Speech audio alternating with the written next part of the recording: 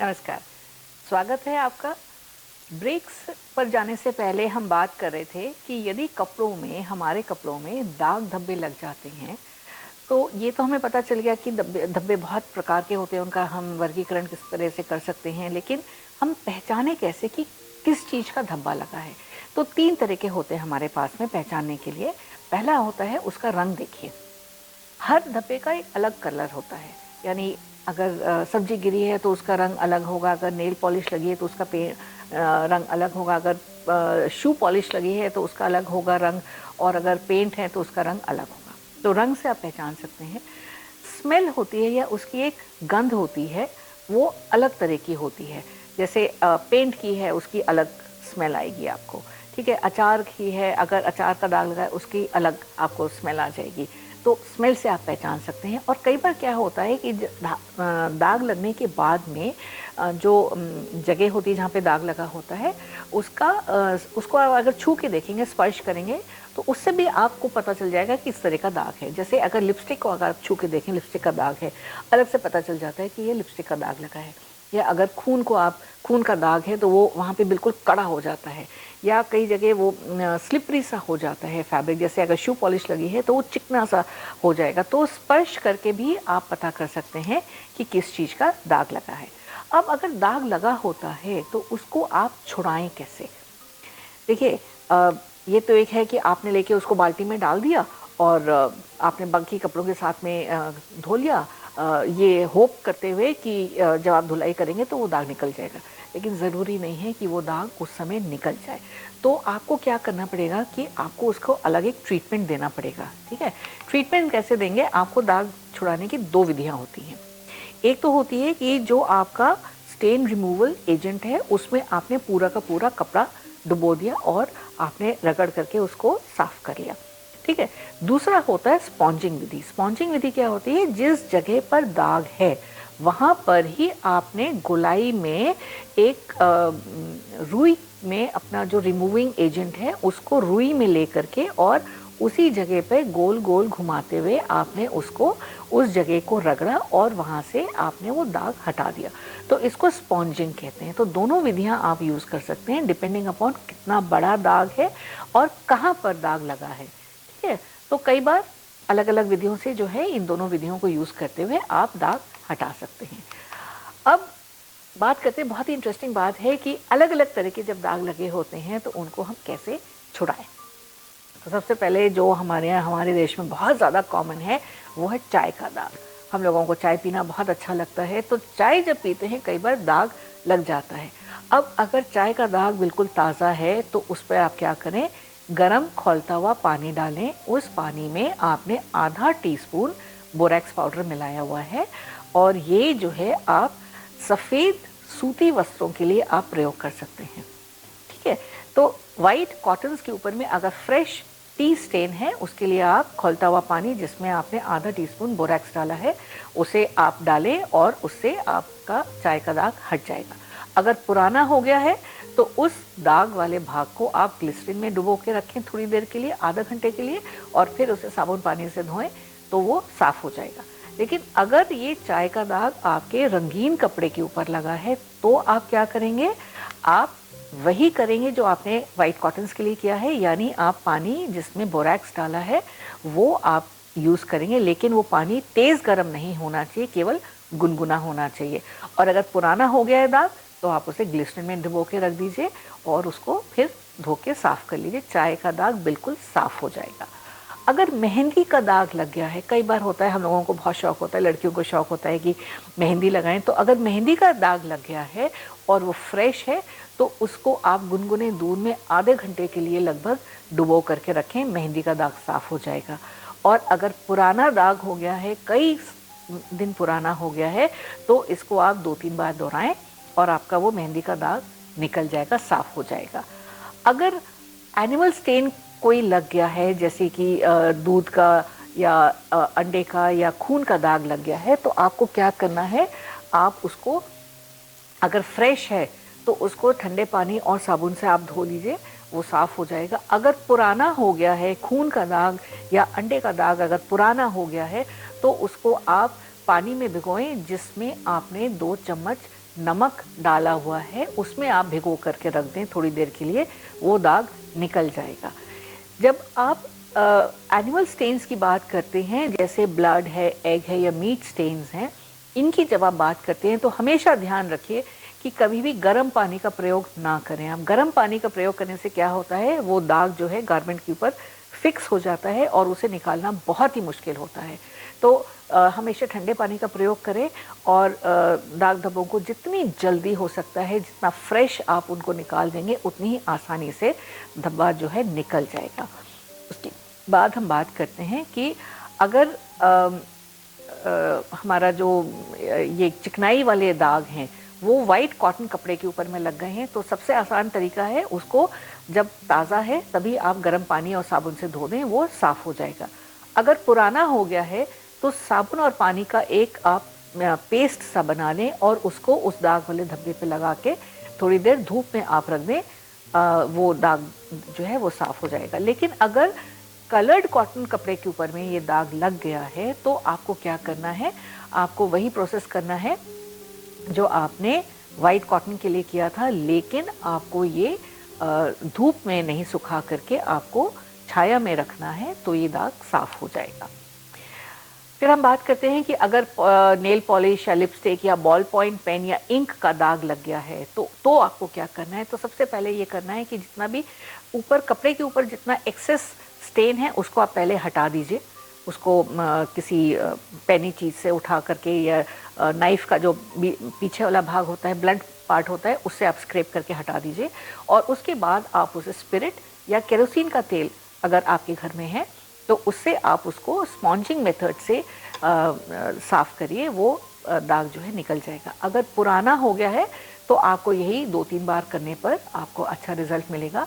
2-3 बार आप उसको साफ़ करिए। नई रुई में आप फ्रेश रुई में स्पिरिट लेकर के आप उस दाग के ऊपर में रगड़िए, उससे वो साफ़ हो जाएगा।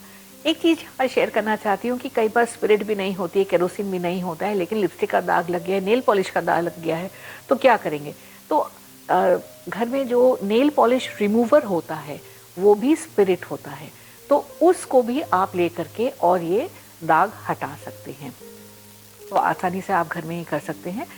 बच्चे जब खेलने जाते हैं, पार्क में खेलते हैं, घर में खेलते हैं, तो कई बार गिरते हैं और घास के दाग जो है उनके कपड़ों पे लग जाते हैं। तो जब फ्रेश होते हैं तभी आप उसको साबुन और पानी से धो दीजिए, वो निकल जाएगा। अगर पुराना हो चुका है किसी वजह से आप नहीं कर पाए हैं तो उसको आप स्पिरिट में जो है थोड़ी देर के लिए डुबो के रखें, उससे भी वो साफ हो जाएगा। एक और बहुत ही स्टबर्न स्टेन होता है, वो होता है पान का दाग।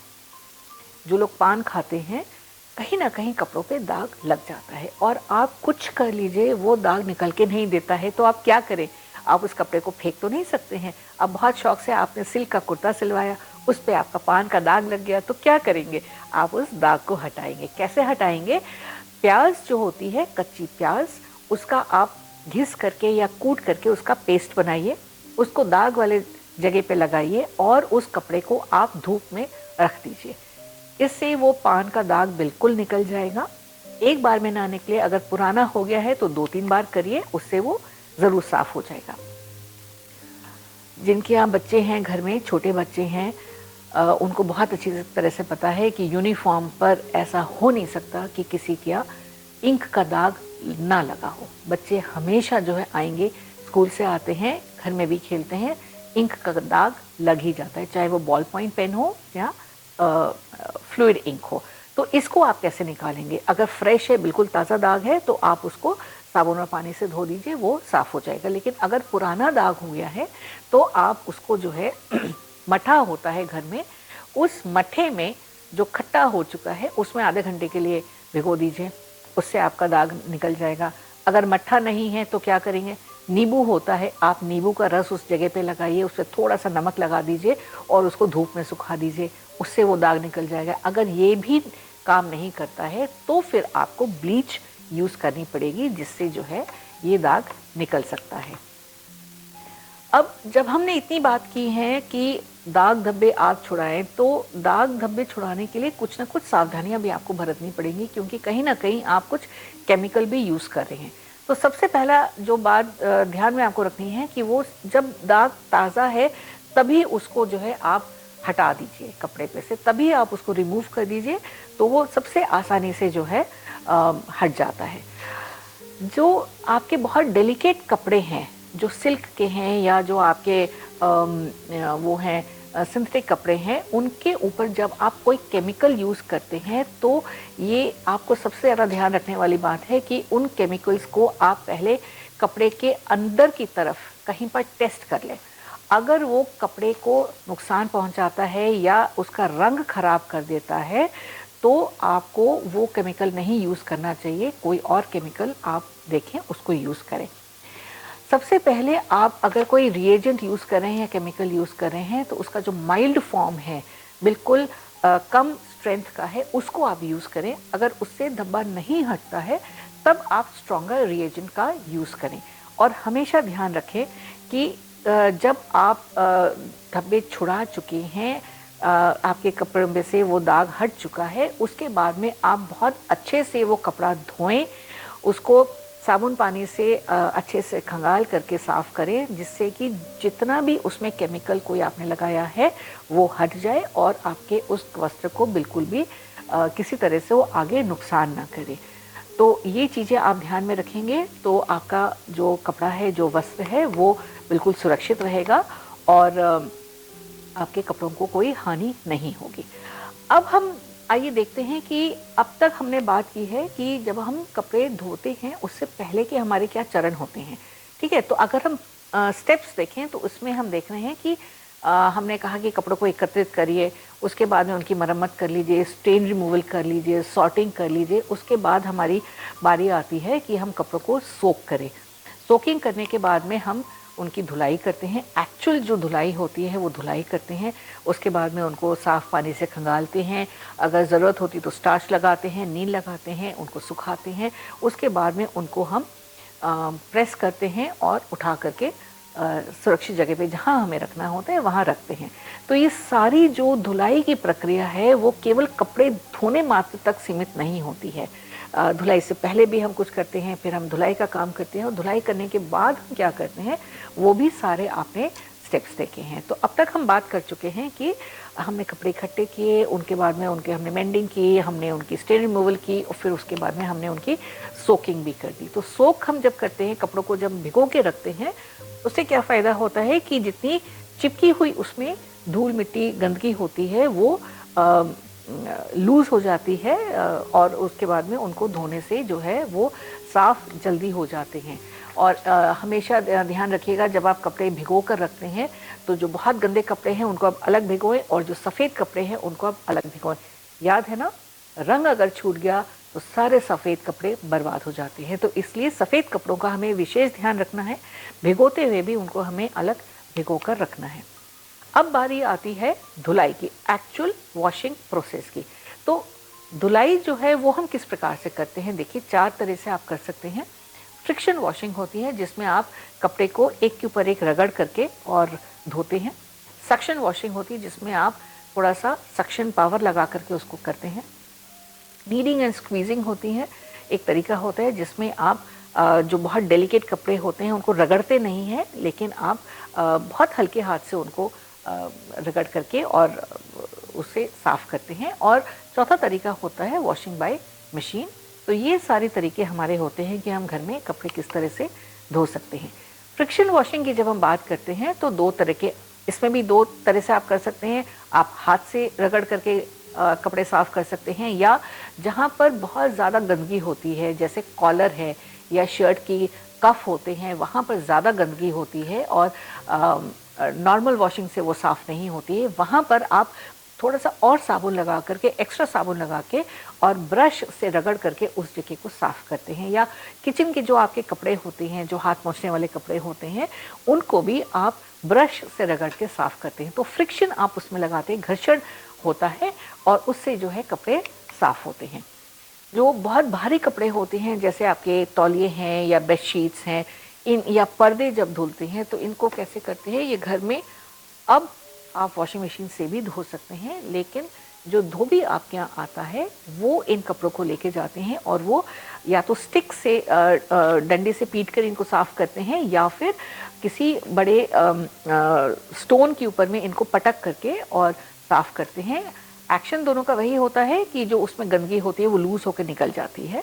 और नीडिंग एंड स्क्वीजिंग की हमने बात की है, तो जो आपके डेलिकेट कपड़े होते हैं जैसे सिल्क्स हैं या वुलन्स हैं, इस तरह के कपड़े आप बहुत हल्के हाथ से अपने घर पे रगड़ करके और उनको धो करके साफ़ करते हैं। तो ये नीडिंग एंड स्क्वीजिंग उसमें हुआ। और वॉशिंग मशीन तो आप जानते ही हैं, अब प्राय हर घर में वॉशिंग मशीन होती है, लेबर सेविंग डिवाइस है और बहुत जल्दी से जो है इसमें कपड़े साफ़ हो जाते हैं, बहुत साफ़ भी हो जाते हैं। तो वॉशिंग मशीन में जो है आप अपने कपड़े धो सकते हैं। तो जब आपने कपड़ों की धुलाई कर ली, आपने अलग अलग अपने लोड्स बना लिए कि इस तरह से मुझे ये कपड़े एक साथ धोने हैं, ये कपड़े एक साथ धोने हैं। जब आप धो चुकते हैं उन कपड़ों को, उसके बाद में आपको क्या करना होता है, उसके बाद में जो आपने धोने के लिए सोप या डिटर्जेंट का प्रयोग किया है उसको भी हटाने का एक काम होता है। तो वो उस स्टेप को हम खंगालना कहते हैं या रिंजिंग कहते हैं। अब 2-3 बार आप साफ पानी में से इन कपड़ों को निकालते हैं ताकि जितना भी उसमें साबुन था वो सारा साबुन हट जाए और आपके कपड़े साफ हो जाएं।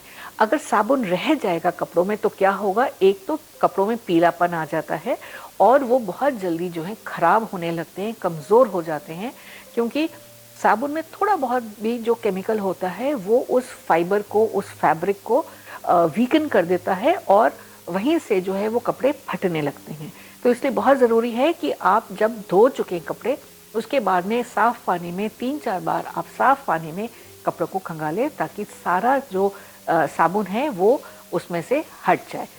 अब खंगालने के बाद आप क्या करते हैं, आपने साफ़ कर लिए कपड़े, उनको खंगाल लिया, उनका साफ़ हो गए।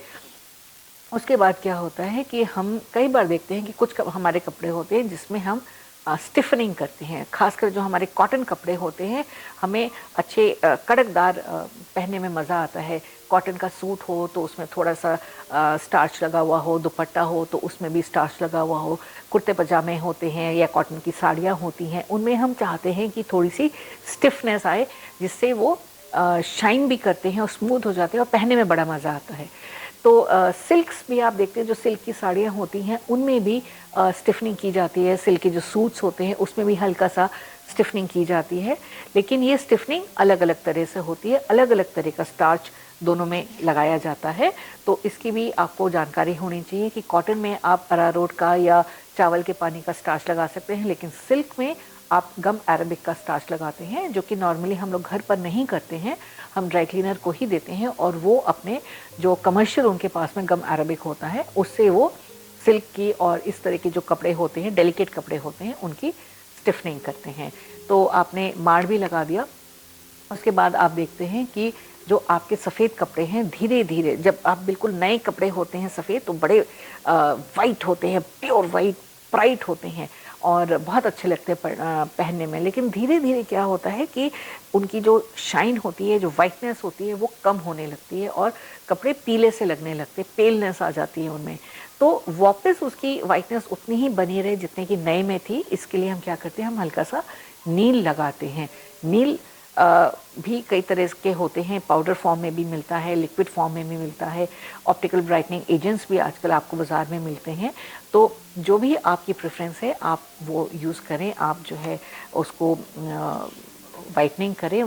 ये केवल सफ़ेद कपड़ों के लिए होता है, जो ब्लूइंग हम कहते हैं या नील लगाना जो हम कहते हैं, ये केवल सफ़ेद कपड़ों के लिए किया जाता है। ये भी आपने कर लिया। उसके बाद में बारी आती है कपड़ों को सुखाने की। आप उनको निचोड़ करके, या तो आप हाथ से निचोड़ते हैं या वॉशिंग मशीन में अगर आप प्रयोग कर रहे हैं, वॉशिंग मशीन का यूज़ कर रहे हैं तो वॉशिंग मशीन में अपने आप वो ड्राई हो जाते हैं। उसके बाद में आप उन्हें सुखाइए। और भगवान की दया से हमारे देश में जो है धूप बहुत निकलती है, तो वाइट कपड़ों को आप धूप में सुखाएं, रंगीन कपड़ों को आप धूप में नहीं सुखाएं। जाहिर सी बात है, धूप में अगर रंगीन कपड़ों को डालेंगे तो रंग उड़ जाएगा, फेड हो जाएगा और बहुत जल्दी वो डल लगने लगेंगे। तो सुखाने का भी तरीका होता है, आप तार पर केवल उन सफ़ेद कपड़ों को धूप में डालें और जो आपके रंगीन कपड़े हैं उनको आप शेड में सुखाएं। जब कपड़े आपके धुल गए, सूख गए, उसके बाद में बारी आती है उनको प्रेस करने की या आयरन करने की। तो आपने आयरन उनको किया। आयरनिंग करने से क्या होती है कि जितने भी उसमें धोने के टाइम पर या निचोड़ने से या सुखाने से जो सलवटें पड़ती हैं वो आप हटा देते हैं आयरनिंग से, और वो कपड़े की जो आपके गारमेंट है उसकी बड़ी स्मूथ फिनिश हो जाती है। तो इस तरह से जो है आप उसको आयरनिंग करने के बाद में स्मूथ बिल्कुल फिनिश देते हैं। आप ठीक से उनकी तह लगाते हैं और फिर आपको अपनी अलमारी में जहाँ रखना है आप उसको स्टोर कर देते हैं। तो ये हमने देखा कि एक प्रोसेस हमने फॉलो किया कि किस तरह से हम जनरली कपड़ों की धुलाई करते हैं। अब अगर हम बात करते हैं कि अलग अलग कपड़ों को हम किस प्रकार से हैंडल करें, कई चीज़ें होती हैं जो आपको अलग अलग तरह के जो फैब्रिक्स होते हैं उसमें ध्यान देना होता है कि किस तरह से आप उनको हैंडल कर रहे हैं। तो आइए हम देखते हैं कि अलग अलग फैब्रिक्स को कैसे हम हैंडल करेंगे। तो सबसे पहले हम बात करते हैं कॉटन्स की। अगर हम वाइट कॉटन क्लोथ्स की बात करते हैं तो अच्छा रहता है कि अगर हम उनको थोड़ी देर के लिए भिगो दें, उसके बाद में हम उनको नीडिंग एंड स्क्वीजिंग से या इस तरह से आप उनको वॉश कर सकते हैं। जैसे कि मैंने पहले कहा, आप रिंजिंग जब करते हैं तो ध्यान रखें कि सारा साबुन जो है उसमें से हट जाए। और वाइट कॉटन क्लोथ्स जो होते हैं उसमें आपको नील लगाने की ज़रूरत होती है, नील ज़रूर लगाएं, थोड़ा सा उसमें मार लगाएं और धूप में आप उनको सुखाएं। उसके बाद में आयरन करके उसकी आप फिनिशिंग करें। अगर हम बात करते हैं कलर्ड कॉटन क्लोथ्स की, वो भी बहुत होते हैं हमारे। ज़रूरी नहीं कि सारे कॉटन क्लोथ सफ़ेद हों, रंगीन भी होते हैं। तो सबसे पहली बात ध्यान रखने वाली है कि उनको हम भिगोकर नहीं रखते हैं। कहीं भी किसी भी पॉइंट पर अगर रंग जो है छूट जाता है एक भी कपड़े का तो बाकी सारे कपड़े को नुकसान होता है। तो इसलिए ध्यान रखें कि कॉटन क्लोथ्स जो रंगीन होते हैं उनको किसी भी टाइम पर किसी भी तरह से भिगोकर नहीं रखते हैं। और उनके लिए जो हम डिटर्जेंट या सोप यूज़ करते हैं वो बहुत ही हल्का सोप यूज़ करते हैं। बात वही कि उनके रंग को नुकसान ना हो, इसलिए हम माइल्ड सोप का यूज़ करते हैं। धोने के बाद में उसको आप अच्छे से खंगाल लीजिए। और अगर आपको कॉटन कलर्ड क्लोथ्स में स्टार्च लगाना है तो आपको क्या करना है कि उनको आप पलट लीजिए, यानी जो बाहर की जो साइड है वो अंदर हो जाती है और अंदर वाली साइड बाहर आ जाती है। और उसके बाद आप जो है उसमें वो लगाएं, स्टार्चिंग करें और उसके बाद उसे आप छाया में सुखाएं।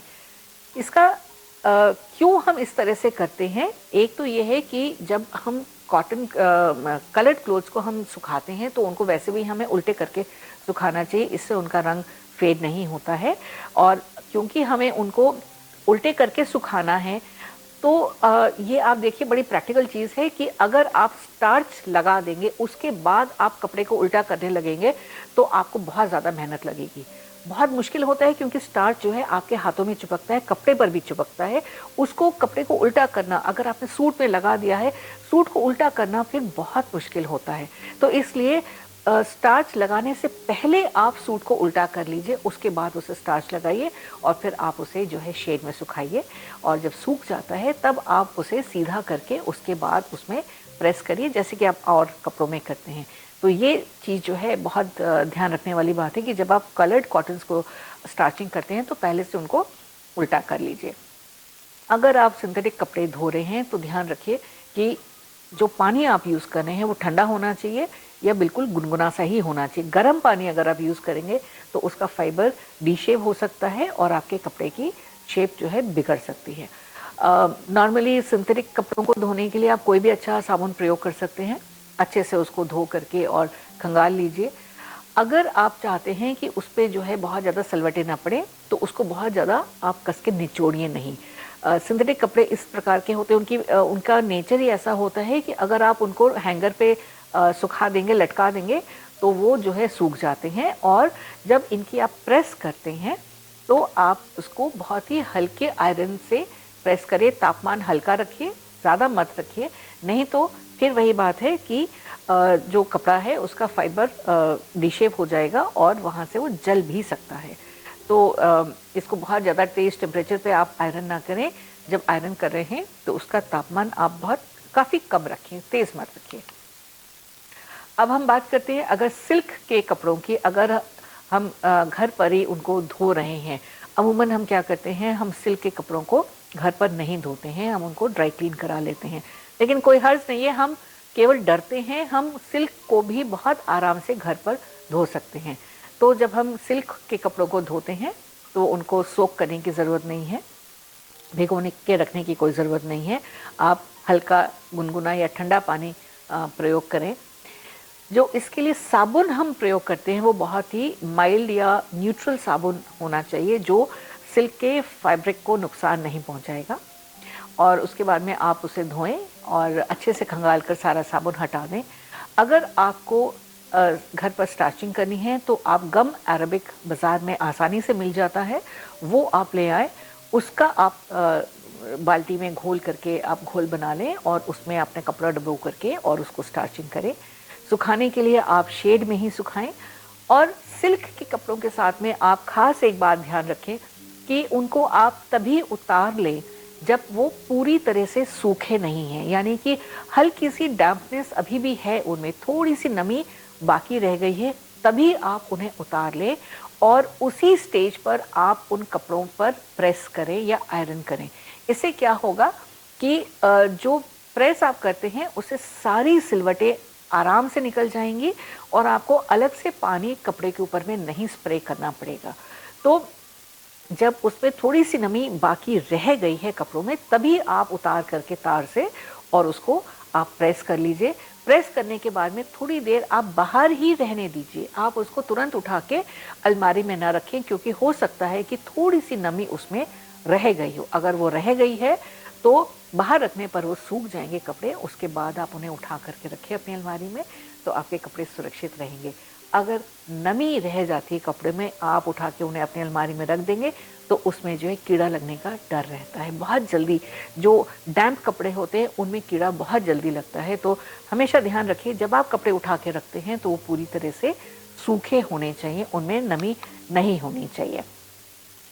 हम अब बात करें कि सभी लोग जो है स्वेटर्स पहनते हैं, घर में ही हम स्वेटर्स की धुलाई करते हैं। हमारे देश में इतनी ठंड पड़ती है कि हम स्वेटर्स की ड्राई क्लीनिंग अगर कराने चलेंगे तो बहुत महंगा सौदा पड़ता है, तो इसलिए हम घर में ही वुलन क्लोथ्स को भी हम धोते हैं। तो उसको धोने के लिए हमें क्या करना चाहिए, एक तो आप किसी भी फ्लैट सरफेस पर कोई कागज़ आप बिछा लीजिए, न्यूज़पेपर हो या ब्राउन पेपर हो, और उस पर जो आपका गारमेंट है उसकी आउटलाइन बना लीजिए और उसके बाद में उसे माइल्ड सोप के साथ में धोइए। और धोने के बाद में जब आपने उसे सुखाना है तो उसी फ्लैट सरफेस पर, उसी आउटलाइन पर आप वो कपड़ा सुखाइए, तो उसकी शेप जो है बनी रहती है। तो इस तरह से आप वुलन गारमेंट्स भी घर में आराम से धो सकते हैं, उनकी शेप आपको रिटेन कर सकते हैं। अगर हम आज जितनी हमने आपसे बात की है, आज हमने प्रोसेस ऑफ लॉन्ड्री या process of taking care of your garments at home की हमने बात की है, तो हम इसको 3 डिस्टिंक्ट स्टेजेस में बांट सकते हैं। जैसे मैंने पहले बताया था, एक स्टेज होती प्री वॉशिंग की। प्री वॉशिंग स्टेज में क्या होता है, आप कपड़े एकत्रित करिए, उनकी छटाई करिए, उनकी मरम्मत करिए, उनके दाग धब्बे छुड़ाइए, ये प्री वॉशिंग स्टेज है। उसके बाद में वॉशिंग स्टेज आती है जिसमें आप कपड़ों को धोते हैं, नील लगाते हैं, स्टार्च लगाते हैं। और उसके बाद पोस्ट वॉशिंग स्टेज आती है जिसमें धोने के बाद आप उनको निचोड़ कर सुखाते हैं, उसके बाद आयरन करते हैं तह लगाकर, और उसके बाद आप जहाँ पर अपना रखना चाहते हैं वहाँ पर आप उसको स्टोर करते हैं। तो दर्शकों, ये हमने आज बात की कि आप घर पर अपने कपड़ों की देख रेख कैसे कर सकते हैं, उनका रखरखाव कैसे कर सकते हैं, ताकि आपके कपड़े सुंदर बने रहें, आप सुंदर बने रहें और आपसे लोगों को मिलने में बहुत मज़ा आए और आपका जो इम्प्रेशन है लोगों पर वो बहुत ही अच्छा पड़े। तो आशा करती हूँ कि ये सभी चीज़ें आप अपने रोज़मर्रा की ज़िंदगी में प्रयोग करेंगे और जो बातें आपके पाठ में हैं आप उनको ध्यान से पढ़ेंगे और उनको यूज़ करेंगे। नमस्कार।